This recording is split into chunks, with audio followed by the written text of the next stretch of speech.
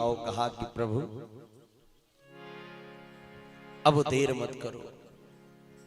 और भगवान चल दिए। सुनते ही जैसे उसने कहा हे हरि।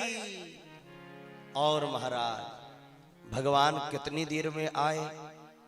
बोले हाथ पकड़ कमला कहे कहां जात हो नाथ। लक्ष्मी ने हाथ पकड़ लिया। प्रभु इतनी जल्दी कहां जा रहे हो?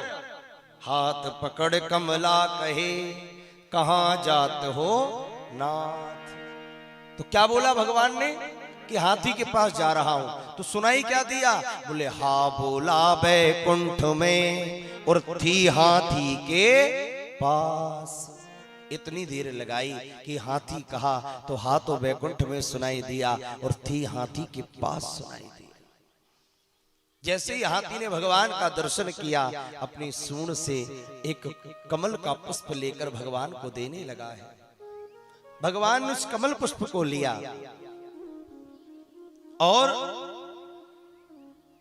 सूंड सहित उस मगर के सहित हाथी को सरोवर से बाहर ले आए। और सबसे पहले भगवान ने सुदर्शन चक्र से उस मगर का उद्धार किया, ग्राह का। इसके बाद हाथी का उद्धार। परीक्षित ने कहा महाराज एक बात बताइए, स्तुति गाई हाथी ने, भगवान आए हाथी के लिए, भंवर में फंसा हाथी और उद्धार पहले किसका हो गया? मगर का। अरे ना मगर ने बुलाया, ना भगवान मगर के लिए आए, ना मगर ने कोई स्तुति गाई, पर उद्धार पहले मगर का कैसे हो गया? सुखदेव जी बोले परीक्षित भगवान का व्यवहार बड़ा अलग है।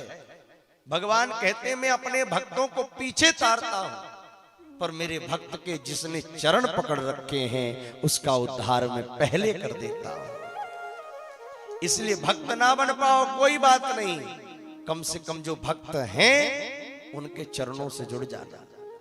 किसी को करंट लगा हो उसे कोई पकड़ ले तो कहते पीछे वाला पहले मरता है। तो भैया हम भगवान तक नहीं पहुंच पा रहे कोई बात नहीं, पर जो महापुरुष भगवान तक पहुंचे हैं अगर उनके चरणों को हमने पकड़ कर रखा है तो जब उनका उद्धार की बारी आएगी तो पहले उद्धार हमारा हो जाएगा। दासानुदास हो, दास का बाद में, दास के दास का पहले। सुखदेव जी कहते परीक्षित ये हाथी पूर्व जन्म में इंद्रद्युम्न नाम का राजा था। एक बार अगस्त ऋषि को प्रणाम नहीं किया, अभिमान में निकल गया, जा जाकर हाथी योनि को प्राप्त हो जा। रोने लगा तो कहा ऐसे करते रहना एक दिन तेरा उद्धार हो जाएगा। ये जो ग्राह है ये पूर्व जन्म में हुहु नाम का गंधर्व था। एक ही सिद्धांत है कि भगवान अभिमान पसंद नहीं करते।